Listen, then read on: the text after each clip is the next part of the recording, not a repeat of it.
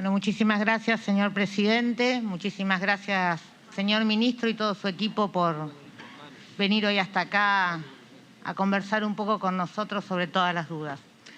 Yo, al igual que la doctora Azcárate, me voy a sumar con algunas consultas respecto del sistema universitario. Me alegró muchísimo saber que usted tiene el desarrollo del capital humano entre sus objetivos de gobierno, pero la verdad, ministro, que hay algunos datos que son inconsistentes. Usted registra un 7% de incremento.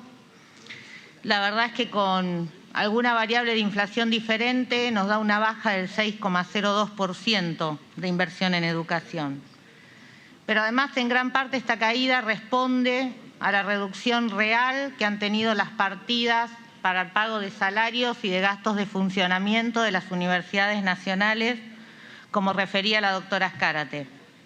No obstante, además, si este número no le gusta, se verifica en que por primera vez desde el año 2013 hasta aquí, la participación del gasto de educación superior en el presupuesto total del Ministerio de Educación es del 56,1%.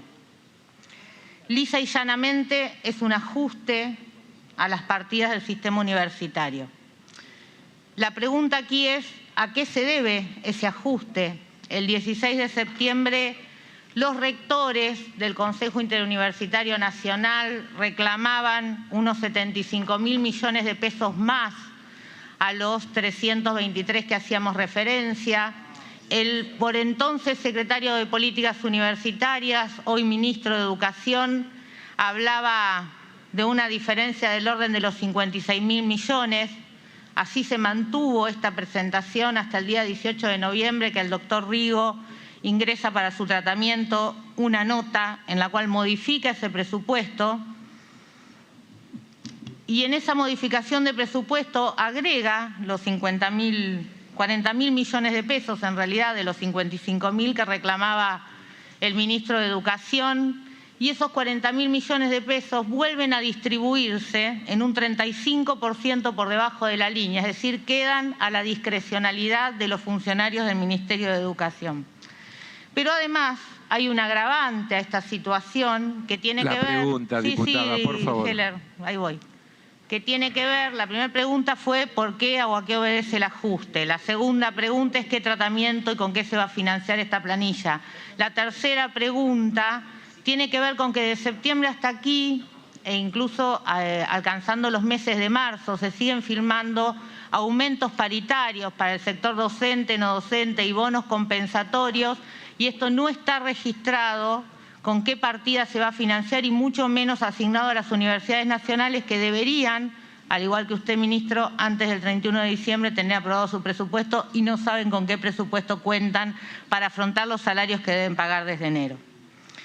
La tercera cuestión, y ahí termino así Heller no se pone más nervioso, la tercera pregunta tiene que ver con las asimetrías de las que hablaba la doctora Azcárate y que yo además le refuerzo, ministro. Dentro de la planilla de las universidades es muy dispar la asignación de fondos. No sabemos a qué obedece esa disparidad, porque la gran mayoría de la asignación está dada por salarios. No hay disparidades, hay salario único en todo el territorio nacional, con muy poquita modificación por la zona desfavorable.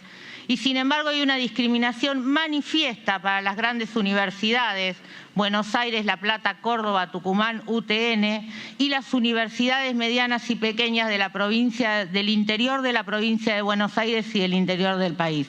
Esto claramente también pregunto a qué obedece esa diferencia o esa asimetría en la asignación de los fondos, y además creo que atenta contra la construcción que usted también manifestó de un país federal y con igualdad de oportunidades. Muchas gracias. Gracias, diputada.